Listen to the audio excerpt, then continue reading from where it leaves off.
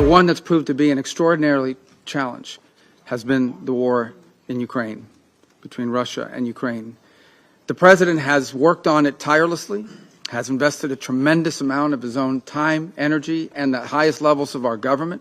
We have had meetings in Turkey, meetings in Saudi Arabia, meetings in Alaska, countless phone calls, doing everything possible to bring this conflict to a resolution and to an end. A war that cannot end militarily. It will end at a negotiating table. That's where this war will end. But the longer it lasts, the more people will die, the more will be destroyed.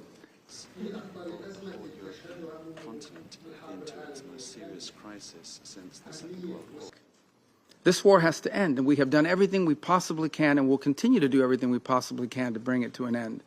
Very generous offers have been made. For example, a ceasefire at the current lines of contact, while all the other details on the future of the conflict could be worked out in terms of future territorial lines. The President has shown extraordinary patience in terms of not assessing additional sanctions in the hopes of having a breakthrough in this regard.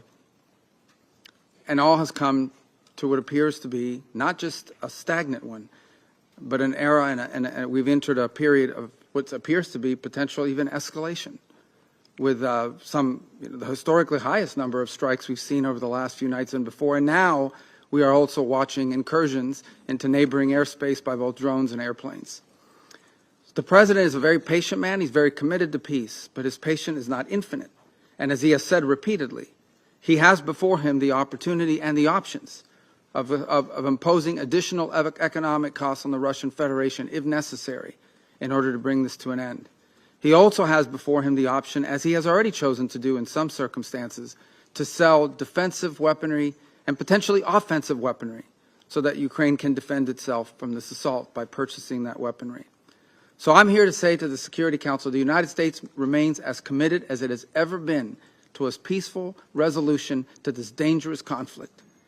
But there will come a moment in which we will have to conclude that perhaps there is no interest in a peaceful resolution. And then the President has before him real options, which he intends to pursue, as he has made clear today in some of the messages he has put out.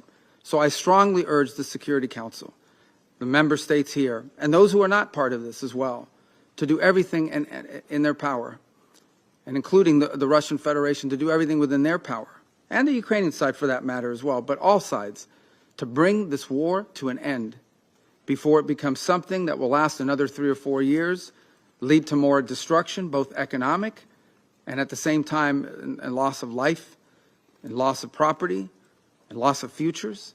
This war needs to end. But if it does not, if there is no path to peace in the short term, then the United States and President Donald J. Trump will take the steps necessary to impose costs for continued aggression. Thank you.